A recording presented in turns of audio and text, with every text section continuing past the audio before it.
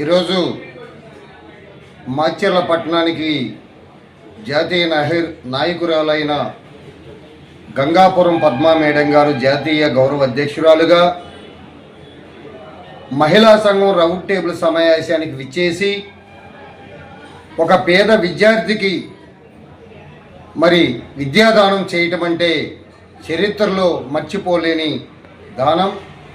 అన్నదానానికాడికి గొప్పది విద్యాదానం కాబట్టి ప్రతి ఒక్కరూ ఈరోజు హర్షించారు. మా రైతు కూలి మహిళలు కానీ, జానపద కళాకారులు, డప్పు కళాకారులు, నాటక రంగస్థల కళాకారులు, రాయపాటి జయమ్మ కూతురికి రైతు కూలి మహిళలుగా ఎన్నో కార్యక్రమాల్లో పాల్గొని ఆర్థికంగా ఉన్నందుకు పద్మా మేడం గారు 10,000 రూపాయలు ఫీజులు కట్టుకోమని విద్యాదానం చేసినందుకు వారికి మా హృదయపూర్వకంగా ధన్యవాదాలు, జైభీములు తెలియజేస్తున్నాను.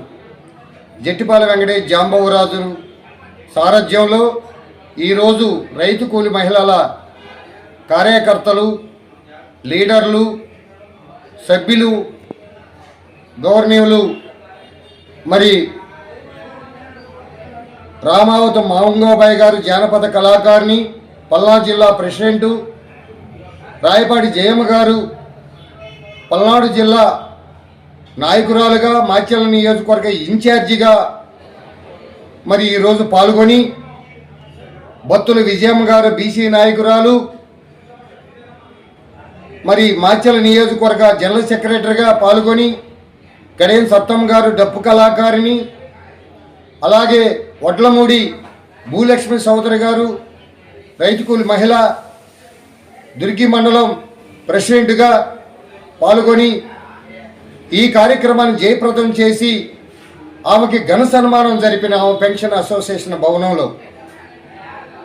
ఈ భారతదేశంలో మహిళలు ముందంజలో ఉండాలని, వారికి ఎన్నింటిగా నేను ఉంటానని, ఏ సమస్య వచ్చినా జాంబవరాజు గారి నాయకత్వంలో నేను కూడా ముందుంటానని వారికి పూర్తి మద్దతు, మా సంఘానికి, మహిళా సంఘానికి మద్దతు ఇచ్చినందుకు మేము బహుజనులుగా, బహు కళాకారులుగా, రైతు కూలి మహిళలుగా మేడం గారిని ఘన సన్మానం చేసి ర్యాలీగా బాబాసాహెబ్ అంబేద్కర్ గారి మాచర్ల పట్టణంలోని అంబేద్కర్ గారి పార్కు నందు ఆ మహానుభావుడికి పూలదండలతో ఆవిష్కరించి ఆ నుంచి ర్యాలీగా పెన్షన్ అసోసియేషన్ భవనంలో ఘన సన్మానం జరిపినాము. సాటి జాతీయ నాయకురాలు వారి అమ్మటి ఎన్నింటిగా ఉండి వారి స్నేహితురాలైన స్వర్ణలత గారికి, వారికి కూడా మేము ప్రత్యేక ధన్యవాదాలు తెలియజేస్తున్నాం. ఈ రోజున రాయపాటి జయమ్మ, రాయపాటి ప్రసాద్ కూతురు ఇంటర్మీడియట్ చదువుతున్న, ఫీజులు కట్టలేని పరిస్థితిలో ఉన్నందుకు విద్యాదానం చేసి 10,000 రూపాయల ఆర్థిక సహాయాన్ని అందించినందుకు వారికి మేము ప్రత్యేకమైన ధన్యవాదాలు, జైభీములు తెలియజేస్తున్నాం.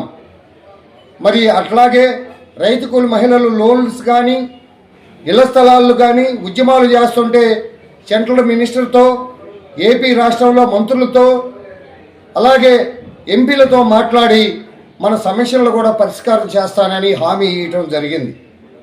ఈ 10,000 కాదు, రాయపాటి జయమ్మ ప్రసాద్ కూతురికి మరికొంత కూడా ఆర్థిక సాయం అందిస్తానని మాట ఇచ్చినందుకు వారికి మా బహుజనులు, బహు కళాకారులు, రైతు కూలి మహిళలందరి తరపున జైభీములు, కళాభివందనాలు తెలియజేస్తున్నాం.